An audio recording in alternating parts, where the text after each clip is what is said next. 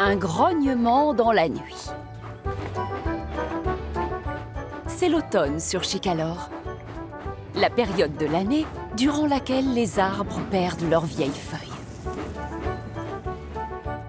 Ce jour-là, Thomas travaille sur sa ligne avec Annie et Clarabelle, tout comme Toby et Henrietta. Bonjour, Thomas. Bonjour, Toby. Tu ne trouves pas que les arbres font peur quand ils n'ont plus de feuilles? Explique-moi pourquoi tu as toujours peur de tout, toi. Mais c'est vrai! Souvent, on dirait des mains géantes qui s'avancent vers toi pour t'attraper et te faire rouler comme si tu étais un jouet. Tu as toujours eu beaucoup d'imagination, Toby. Ce ne sont que des arbres. Oh. Un peu plus loin sur la ligne, Thomas remarque que l'une des clôtures de Monsieur McCall est cassée. C'est dangereux, ça. Fais attention, Thomas! Il y a peut-être un animal sur la voie! Thomas ne voit aucun animal. En revanche, il croise Trevor, la locomobile, qui travaille dans un champ. Ah, salut, Thomas! Salut, Trevor. Je viens de voir une clôture cassée là derrière. Oh, c'est vrai! Je vais tout de suite prévenir le fermier. Il faut la réparer avant que des animaux ne s'échappent.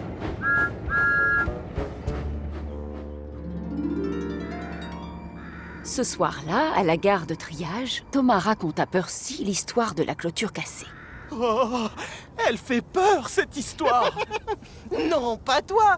Toby, lui, tout à l'heure, c'est des arbres qui lui faisaient peur. Mais si tu y réfléchis, Thomas, qui l'a cassé? Ou, non, plutôt quoi? Ça pourrait être n'importe quoi!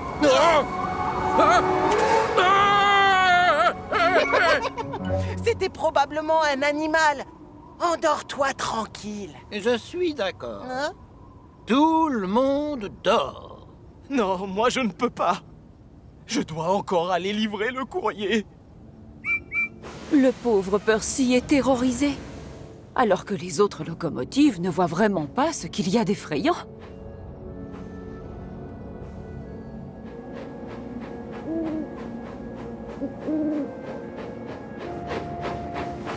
Ah, coucou! Il y a quelqu'un?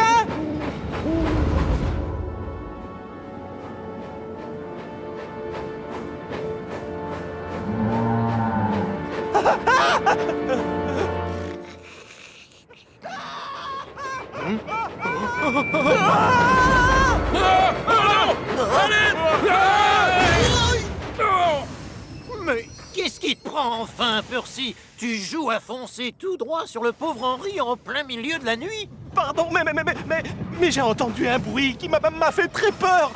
Et Thomas, ça venait de ta ligne. Oh, j'en ai assez de n'être entouré que de poules mouillées. Va livrer le courrier et laisse-nous dormir tranquille.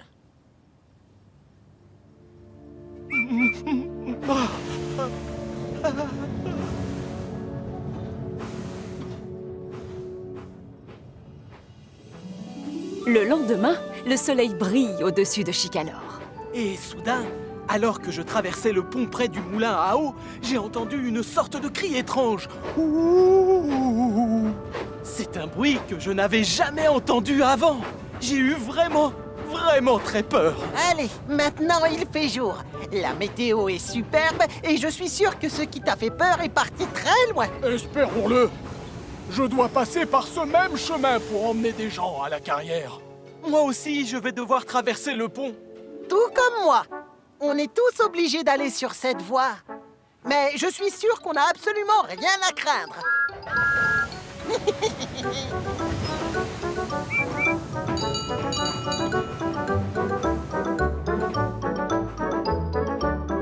Alors qu'il remonte sa ligne en compagnie d'Annie et de Clarabelle, Thomas n'est pas inquiet du tout. Oh, salut Thomas!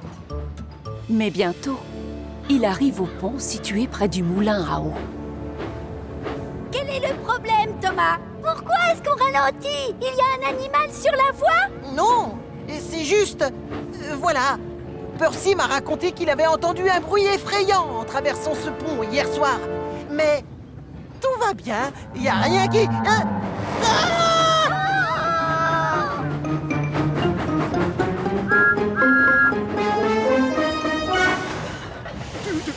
t'as entendu, Thomas? Tu veux parler de la créature qui a grogné et grondé sous le pont? Oh, ça doit être un troll. Un troll? Les trolls vivent sous les ponts. Rappelez-vous le conte du troll et des 3 chèvres. Tu as raison. C'est l'histoire d'un méchant troll affamé qui vit sous un pont et de 3 chèvres qui ne veulent pas traverser de peur de se faire manger. Elles font passer la plus petite en premier, mais elle survit en expliquant au troll que ses 2 sœurs sont plus grosses et donc meilleures. Oh! C'est moi qui passe en premier! Et moi en deuxième.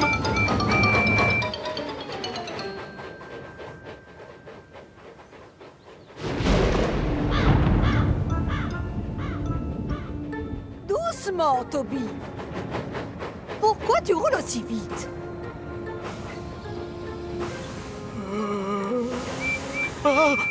Avance, Toby. On ne peut pas rester là tout le temps. Moi, en tout cas, je n'entends rien.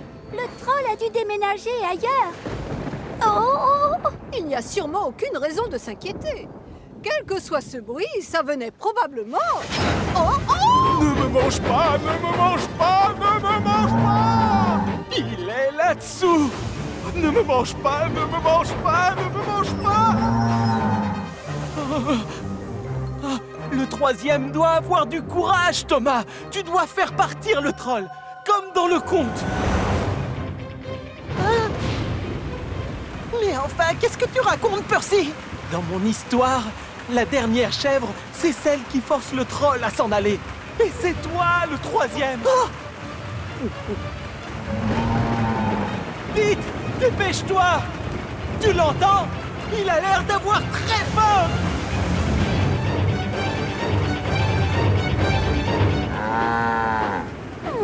Tiens, c'est drôle.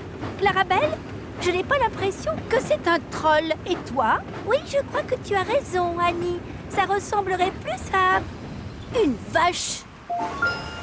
Une vache? Une vache? Vache!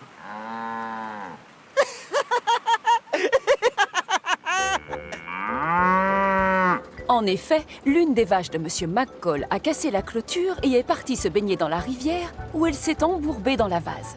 Monsieur McCall est donc venu avec Trevor, la locomobile, pour donner un coup de main et délivrer la vache de la vase grâce à son treuil. Quant à Thomas, c'est lui qui est chargé de ramener la pauvre bête terrifiée chez elle.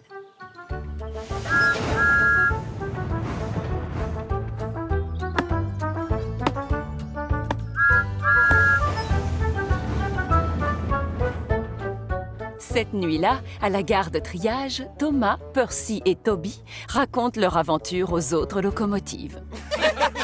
Une vache! Vous étiez tous effrayés par une vache! Ça n'a rien de drôle. Vas-y, rigole, James. Mais Monsieur McCall était bien content qu'on l'ait Ah, retrouvé. bravo! Prendre une vache pour un troll! Il n'y a pas de quoi rire. C'était vraiment horrible. En fait, c'est vrai que c'était amusant.